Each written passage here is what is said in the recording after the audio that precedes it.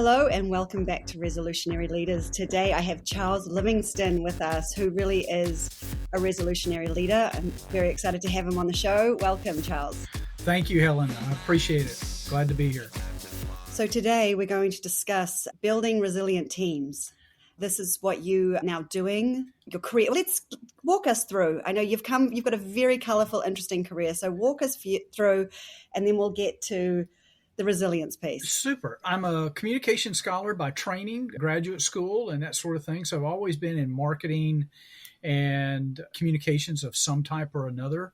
Most of the time since I graduated, I've been in the collegiate environment, helping young professionals as they were aspiring to their careers, teaching them communication and how to present professionally and those sorts of things.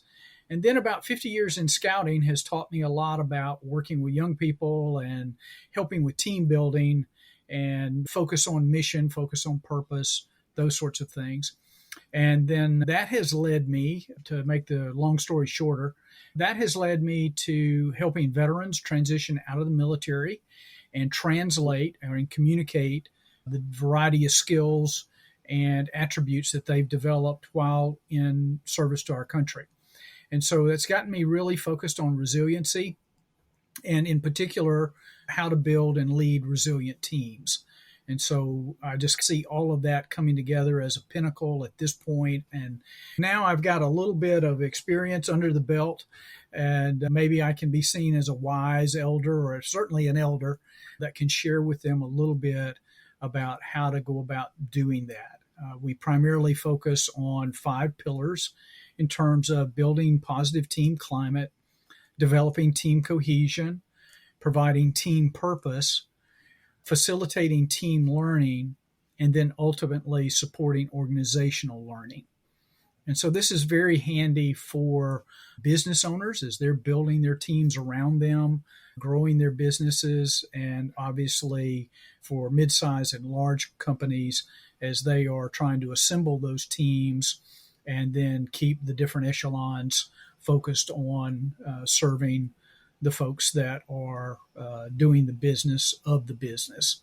And so that's why we have tip of the spear professional coaching, because they are the tip of the spear for that organization, as well as I have been working with those that have been at the tip of the spear of our national defense. So I'm just taking that playing off those words, and we're taking that perspective, if you will, about how we are serving external clients, and more importantly, and often more impactfully, how we're serving internal clients with some of the divisions that happen within organizations and within companies and false lines of competition that really aren't, you're really not competing, you're collaborating with each other to help those external clients. And so just going back to what you said about the veterans who are going back into the workforce and focusing on building their skills, not building their skills. I think it's more translating their skills, that's right? Translating, because they are trained to some of the highest levels of teamwork and collaboration and cross-training of just about any organization out there. And I've spent a lot of my career working with United States Army, United States Air Force service members. But I got to tell you, the United States Coast Guard, there's very few that do it as well as they do, because they are such small units and they're on small boats in small situations and they have to rely on each other. So it's really interesting looking at how the different branches approach very similar challenges, but yes, they have a variety of skills, some technical, as well as what I'm calling human skills, their ability to interact with people, to motivate people, to get people across the line, to accomplish whatever that phase is, and then prepare for the next phase as we go forward.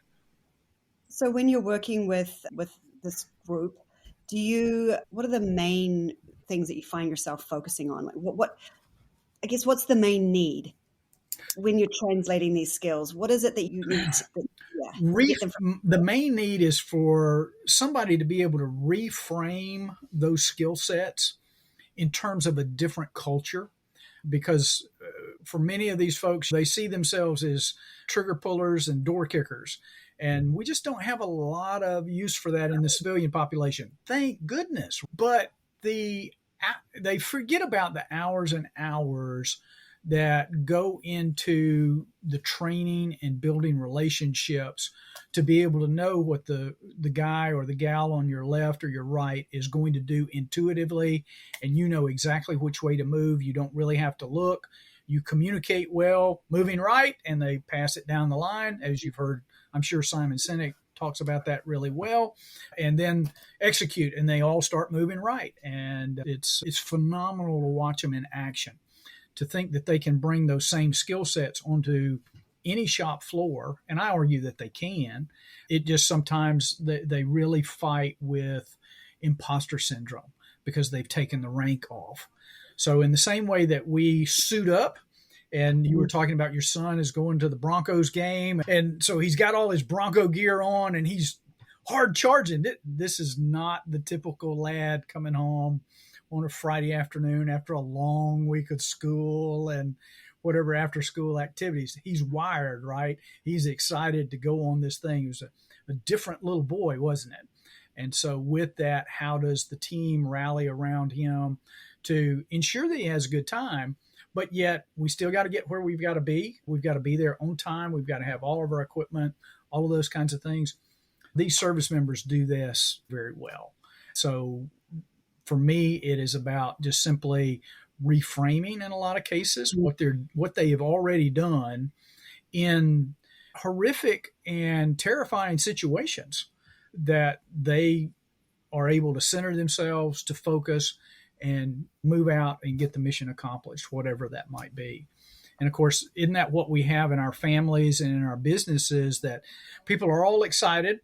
Could be positive excitement, it could be negative energy, but they're focused on the emotions rather than the steps it's going to take to move beyond this and into a better place. And I think that's where your real strength is in terms of conflict resolution and getting folks to, hey, let's refocus on what our purpose is, as opposed to that maybe this disagreement or miscommunication that we might be having in this particular instance, because we're all on the same team. We all wear the same uniform here. And let's focus on what we have in common as opposed to what separates us.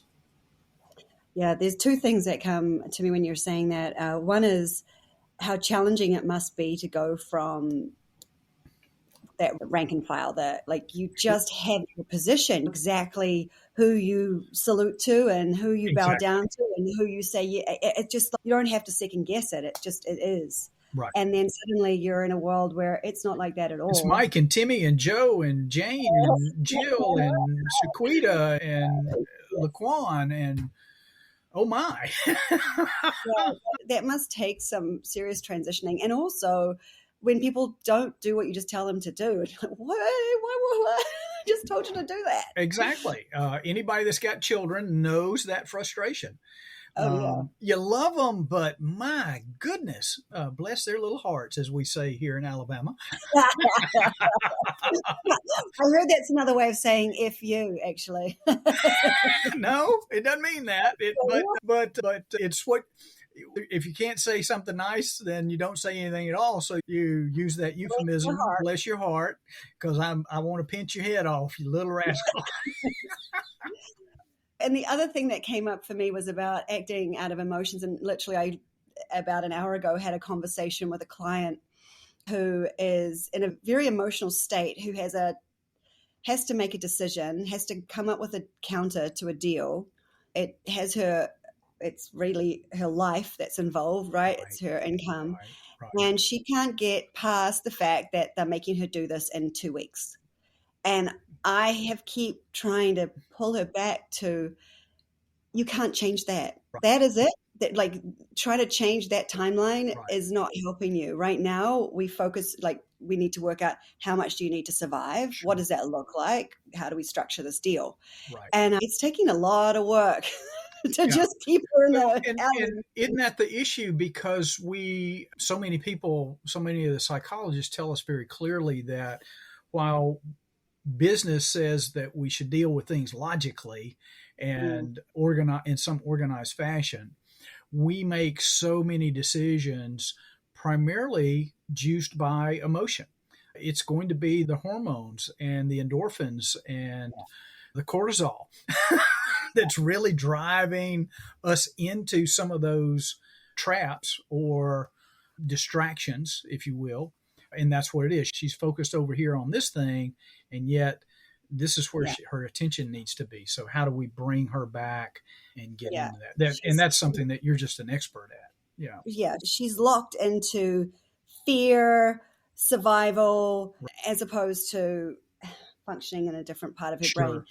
So let's talk about, you do this resilience training, and I'm sure that that has a lot to do with resilience training, keeping the emotions and the stress out of it and managing the stress. So do you want to speak to that a little bit? And obviously, in terms of building positive climate, one of the things that, and I don't know this individual that your client that you're talking to, but obviously one of the smartest things that she's done is she's pulled a team around her to check her perspective. She knows she needs vision. She knows she needs more eyes on target, for lack of a better way of saying that, to better understand and give her options that are, she knows she's in an emotional state.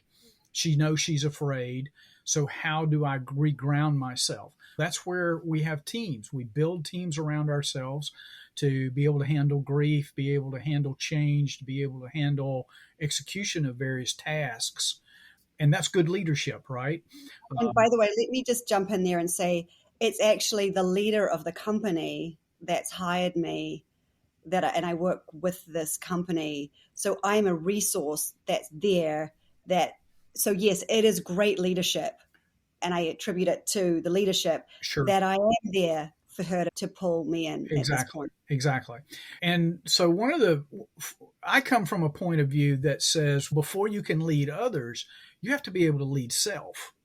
And self has to open up, has to become transparent, has to address, I'm terrified of this and that, and the time crunch, the amount of money it's going to take, whether I'm going to be able to survive, what does that do to my career, all of it's invested in that fear set and in those decisions. But you're not going to do it by yourself. I love that old proverb.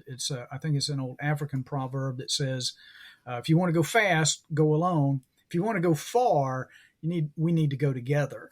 And so smart leadership pulls teams together. It pulls variety of perspective that allows me to play to my strengths and leverages other people's strengths to the benefit of the whole.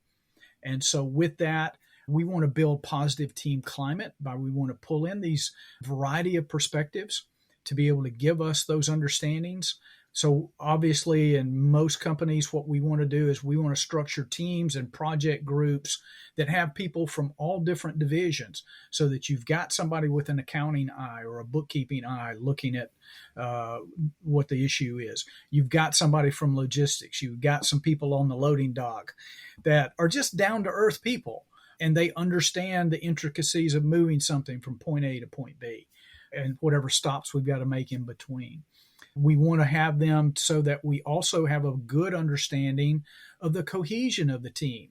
Is this group really tight, or are they jockeying for position? Do they see themselves as competing with one another, competing for resources and stuff? So how do you do that? How do you analyze that?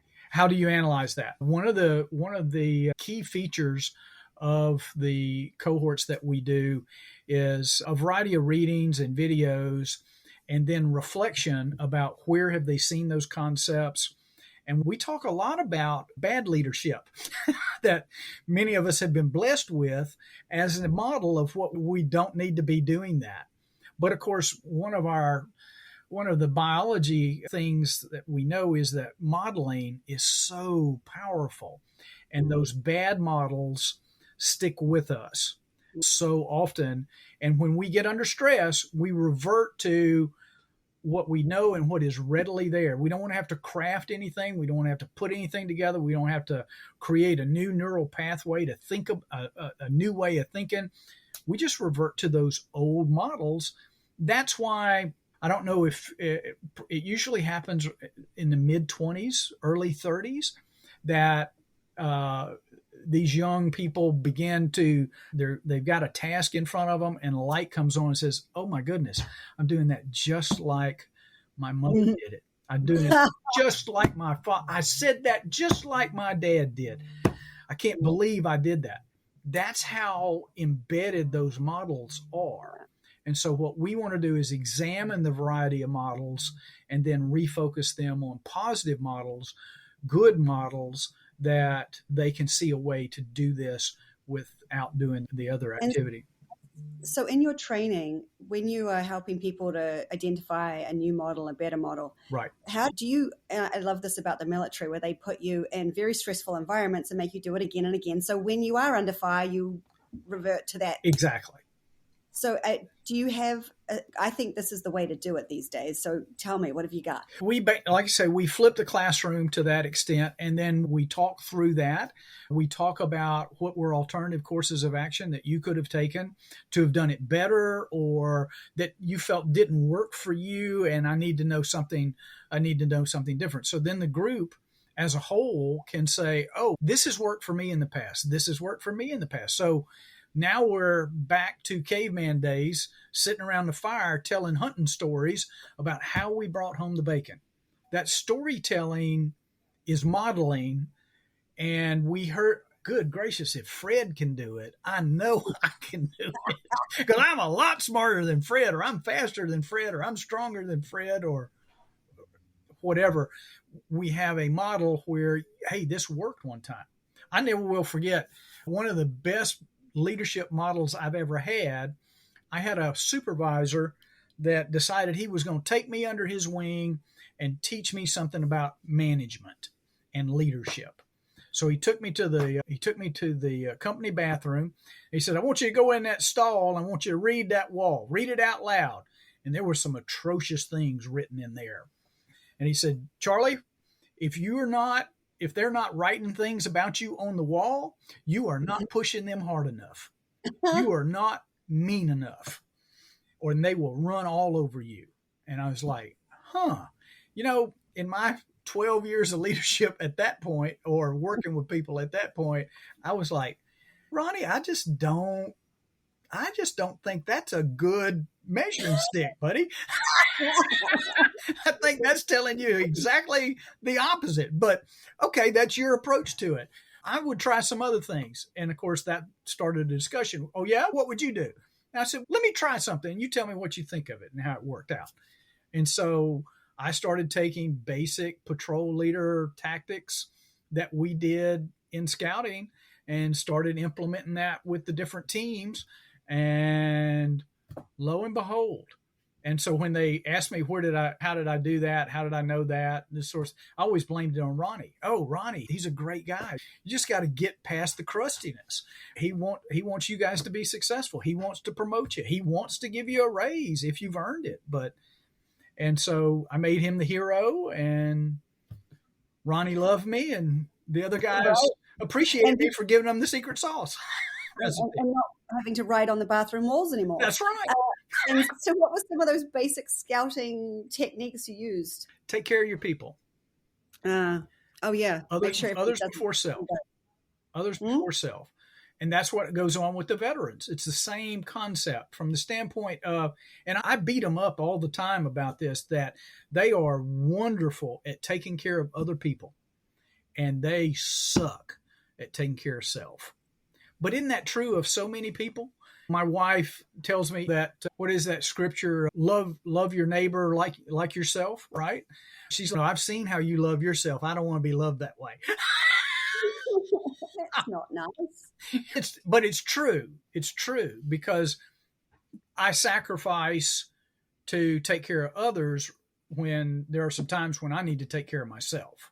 And you have arrived there, and you've developed that team cohesion when your teammates are coming over there and bumping you out of the way and say, "No, Charlie, let me do this. This is..." So that's the thing. It's like, if you're taking care of others, if you're that way inclined, if everybody has that motto, you're going to be fine. because Yes. everybody's looking out for everybody, Yes. right? So Yes. someone's looking Yeah. out for you just Because like you're out for them. they So see what you're doing. They understand that you're trying to help. At the same time, it's no, you need to move out of the way. Let me do yeah. it. It'll be easier.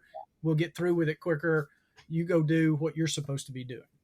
And I think that speaks to why in teams, when you have that weak link, it's so important to get rid of it as so quickly, because that one weak link can break the entire system down. It can. And then you may not have time to get rid of them right now because you got nobody else to step in.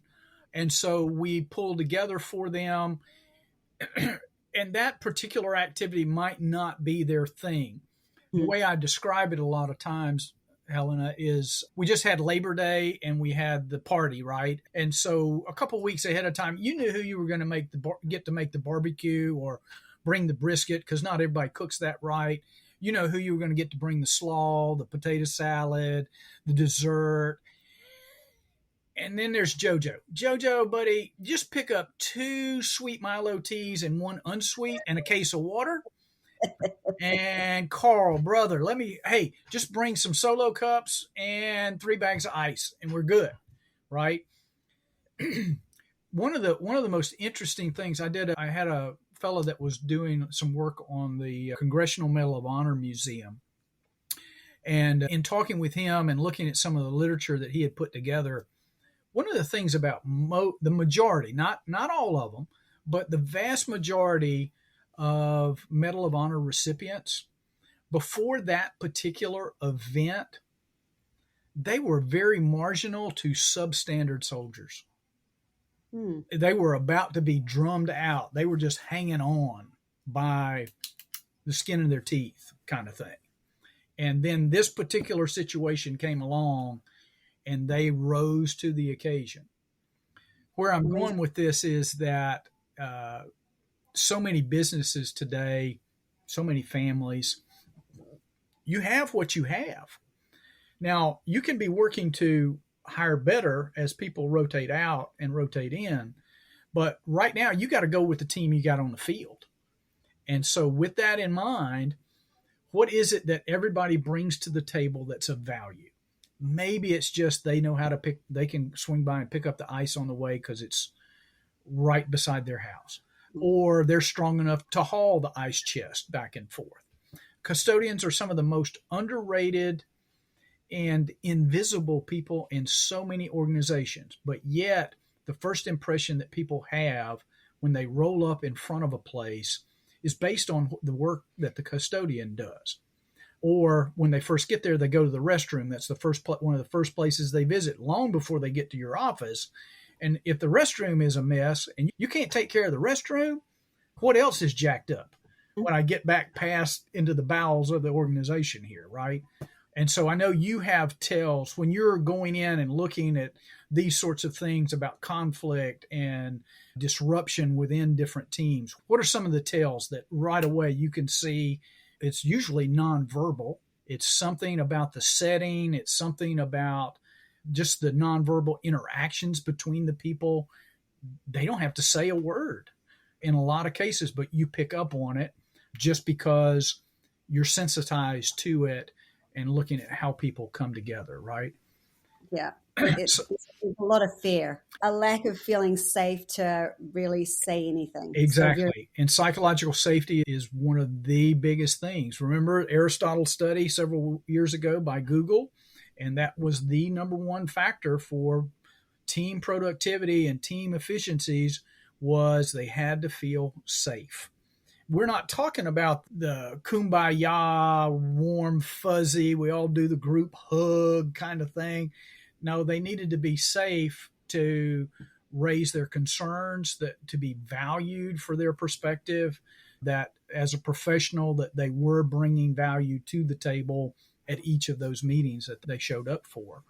And so all too often we discount people. And so the number one skill, obviously, is recognize their humanity and, oh, hey, recognize your humanity. I've made lots of mistakes. And I'm going to make some more before it's over with. In fact, my wife was just talking to me last night about some of the mistakes I made. What did you do? Just being not having perspective, not asking questions, not taking in the full field in front of me, and just driving on and I'm going to be the man here and I'm going to make a choice. And I did. And it was not a choice she agreed with. And so we had to negotiate to get my butt back in bounds because I was out of bounds, right? And sometimes that's tragic and other times it's just annoying. And then other times it's just sad because there wasn't any need for us to go through that aggravation if somebody had just communicated a little bit beforehand. Right. And that's the leader's job, is to create the environment where people can communicate. Exactly. And that's one of the key things. Climate is driven from the bottom up. Culture is top down. With culture is it takes so much time. It is a huge investment. And so when you invest in your people, they have a tendency to invest back in you. But you're going to have to do that time. When the leader does not do that due diligence, it shows up really fast.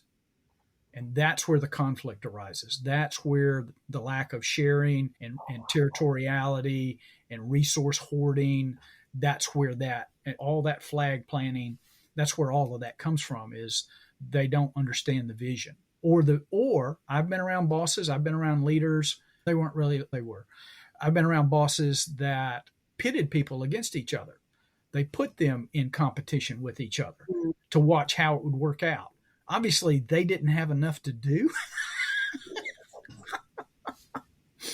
That situation doesn't last very long, right? Because that is a leadership function. And so what we know, the literature is very clear that people don't leave the work, they leave the leadership.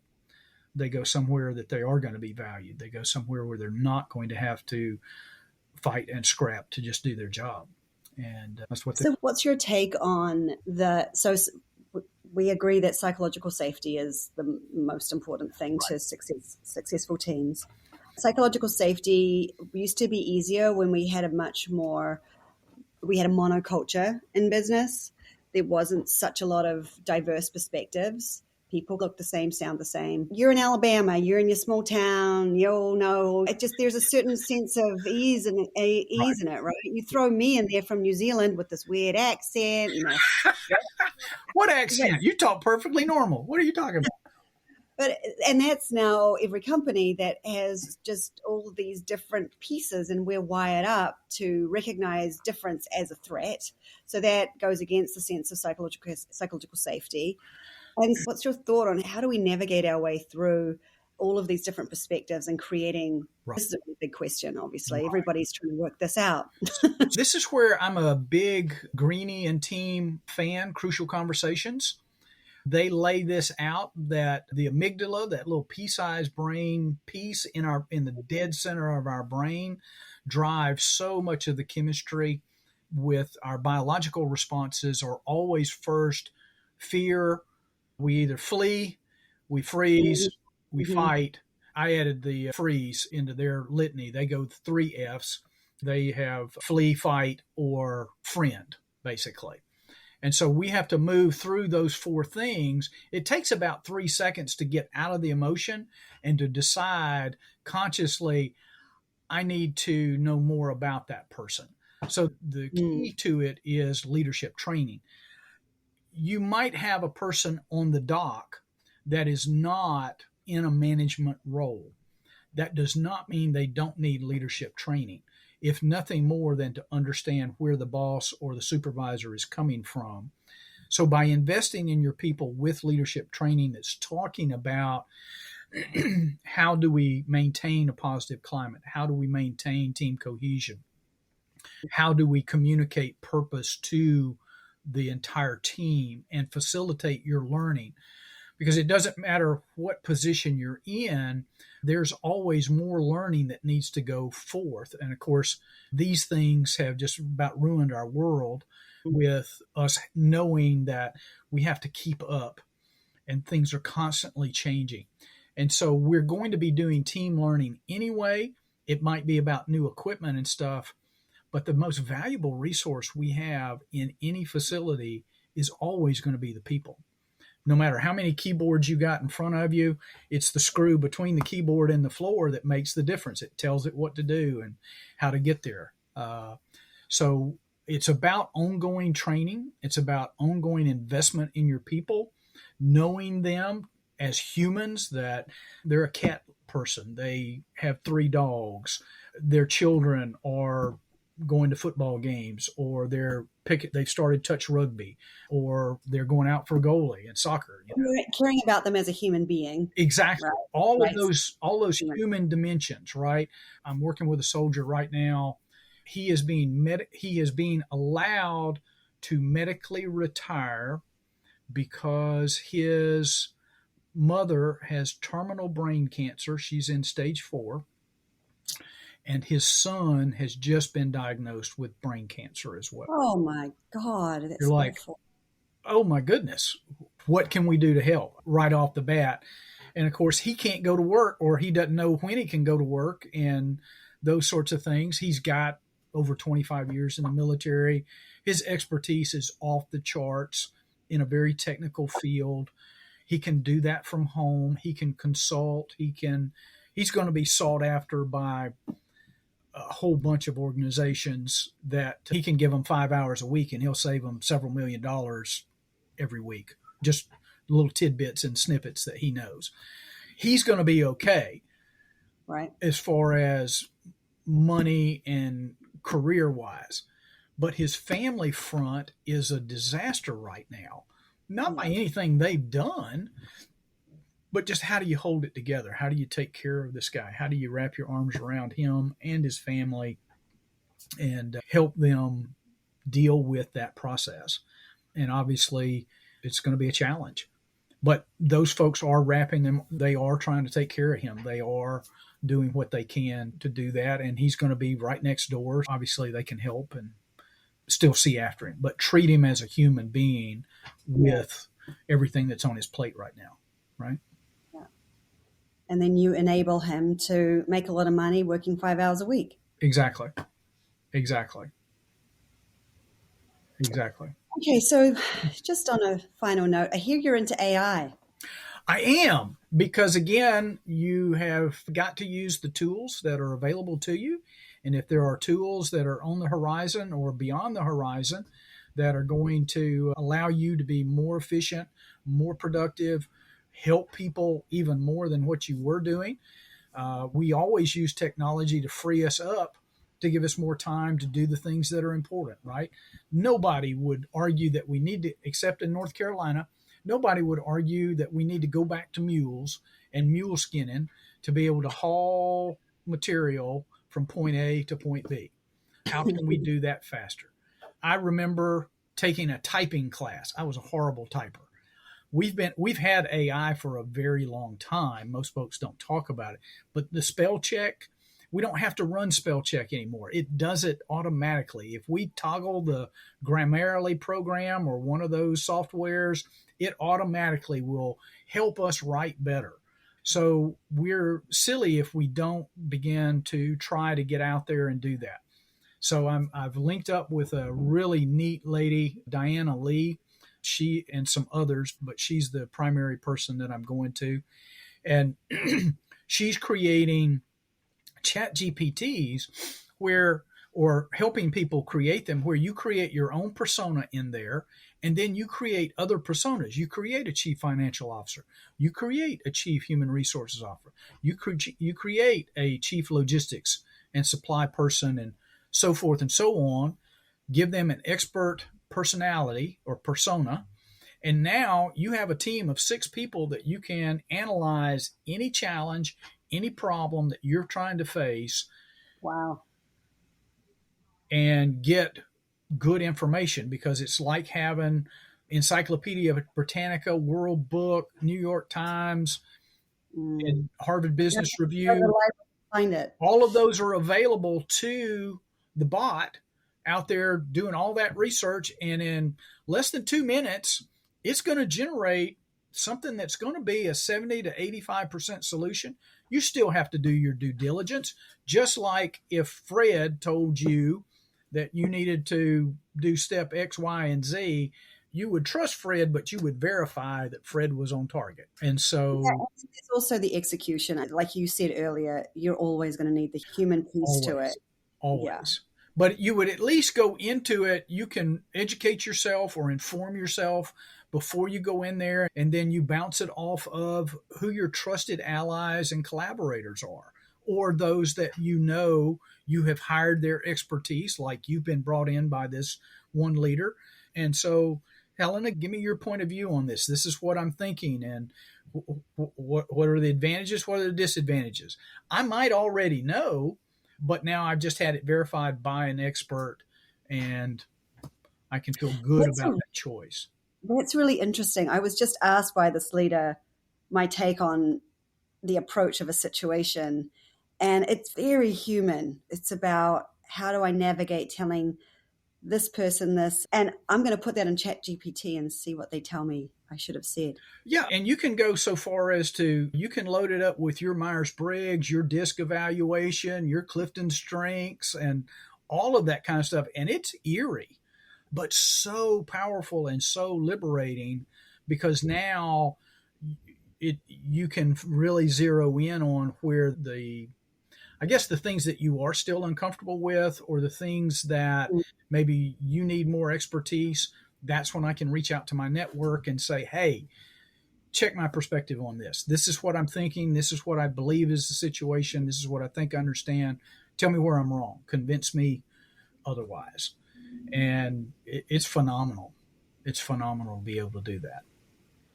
Thank you. You've inspired me, and I really appreciate your time and getting to hear all your insights today. Absolutely. So thank you, Charles. Now, do you have anything? I know you do a bit of public speaking. What is your website? I'll put it in the chat. And it is tosprocoaching.com, and tosprocoaching.com. Tip of the spear procoaching.com. And we have cohorts on the first Saturday of the month, every month, where we start off on these basic 3 modules. And then those that want to go for additional training, we'll schedule that with them individually. But we can get those frontline managers, those frontline leaders, we can get them started and get them prepared to sit for the exam and go for the credential if that's what they want to do, so that they can be a certified resiliency building leadership professional. Amazing. So, yeah. Thank you, and have a fabulous weekend. You too. Be safe, and hope y'all have a great weekend. Take care.